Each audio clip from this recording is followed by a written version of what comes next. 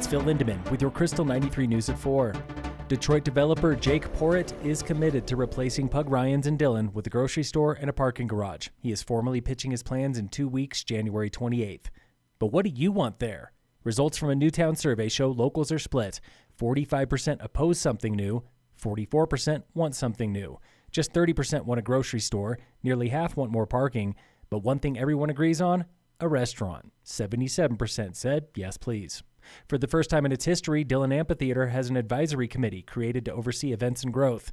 3 council members sit on that inaugural committee: Dana Christensen, Oliver Luck, and John Woods. This follows a banner year at the amphitheater, 88,000 tickets, and $6.4 million in ticket sales. Frisco councilwoman Lisa Halenko is resigning after almost 3 years on council. Halenko leaves for personal reasons. She recently sold her store, Next Page Books, and then her husband died unexpectedly. Frisco appoints a new member by March. Council hopefuls can apply by February 5th. Contact the town for details. A new survey from State Patrol found 3 in 4 drivers believe Colorado roads are not getting safer and might even be getting worse.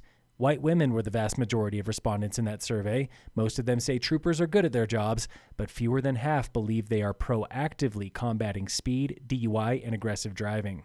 At least one reintroduced wolf has journeyed south of I-70, as far south as Park and Chaffee counties. Central Colorado Cattlemen's Association confirms the female wolf was spotted between Buena Vista and Cripple Creek this week. Parks and Wildlife is now keeping tabs with the tracker. This week on the State of Summit, we are talking water with County Commissioner Nina Waters, now serving on 6 state and local water boards. It's an incredible resource. Water is the key to life, right? Waters will dive deep into the Colorado River Compact, a decades-old piece of legislation that basically doles out who gets what. She promises to fight for Summit's water rights, knowing full well there is more water on paper than in the river. My hope is that they don't kick the can further down the road. Those talks start in 2026. Maybe her biggest appointment is the Colorado River District, where the question, again, is who gets what. The state has always been pitted, east slope versus west slope. So it's this tug of war. Who has the water? Who has the most growth? And how do we protect that and make sure that everyone has the water for their needs? The district is halfway to securing the Shoshone Water Plant in Glenwood Canyon. That would protect western slope water for $99 million.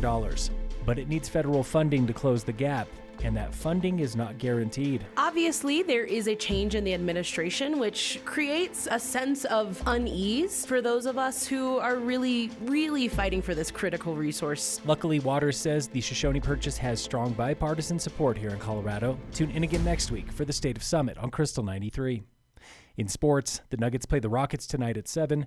And in local sports, the Summit High Nordic teams were racing skate and gypsum today. Phil Lindemann, Krystal 93 News.